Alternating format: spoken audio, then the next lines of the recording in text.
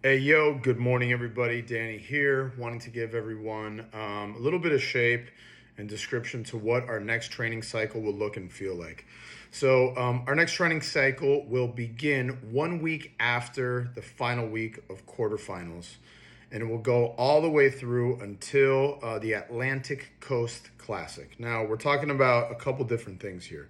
The purpose of this training cycle is to prepare everyone for in-person competition. Whether you have the ability to move on from quarterfinals to semifinals, which is in-person competition, or you do not, for those people who do not, we're advocating signing up for as many of these summer competitions as possible at this point.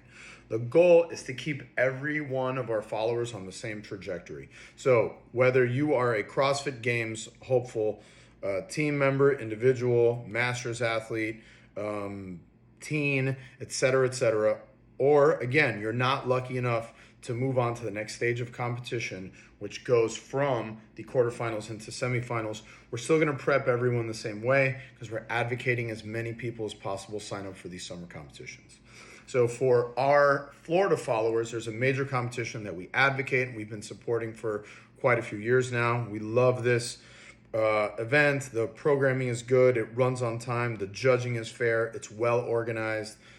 It's all in one easy place. It's easy to stay there, and that's the Atlantic Coast Classic. Used to be called the Bacon Beatdown. So us utilizing that event and our followers outside of Florida utilizing their local summer competitions gives us the opportunity to send everybody on the same trajectory, following the same training plan. Okay. A little bit more shape and specifics. So once again, we're preparing everyone for in-person competition, which gives us a different shape, a different look and feel to what our training should look like. I know the Open has a high level of intensity. I know everyone has a lot of anxiety about preparing for the Open, but preparation for in-person competition looks and feels very different than preparing for the Open. Here's a couple things that we're going to reintroduce and we're going to feature in the programming design. First and foremost, the reintroduction of battery work, mostly focused on snatch and overhead exercises.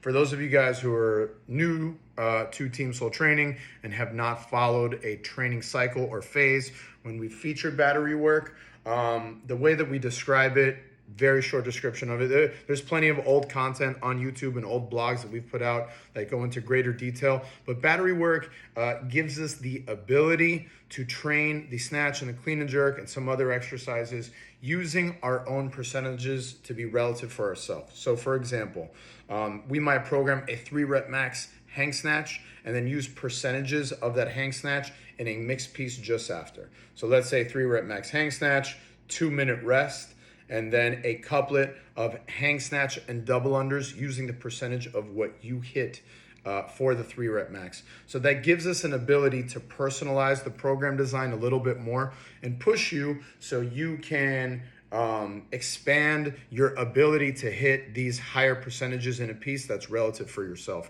It's not using the arbitrary 135, 95 RX weights.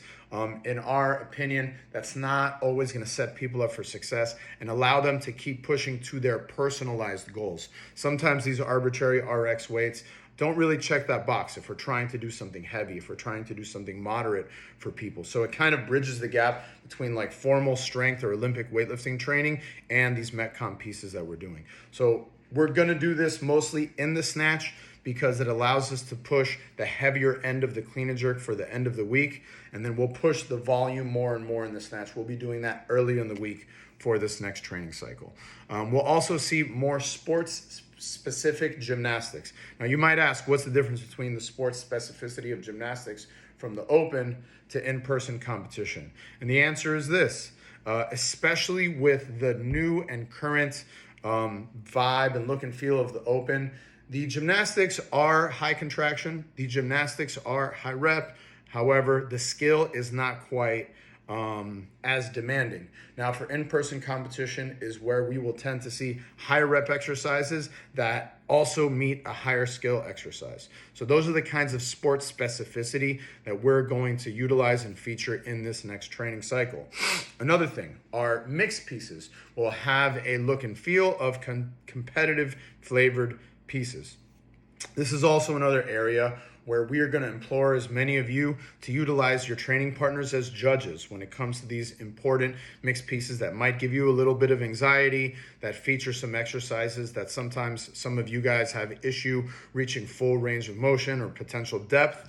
We want to advocate that as many of you guys use your training partners as judges as much as possible in this training cycle. The last thing that I want to talk about, which is probably the most important thing, is that the weekends and the end of the week will be backloaded with plenty of extra volume and more mixed work just to simulate what event style preparation looks like. Our focus will be patterning, moving the heavy volume towards the end of the weekend so your body starts to acclimate and adjust to what it would feel like to be in an in-person competition. With all that said, recovery in this cycle will be incredibly important. It is going to look a lot like the Wodapalooza training cycle with some differences. So as always, hit us if you have any questions, if you have any feedback. The only way we're able to get better is if we rely on you guys to communicate with us. Keep posting your scores on the leaderboard. All right, good luck. Peace.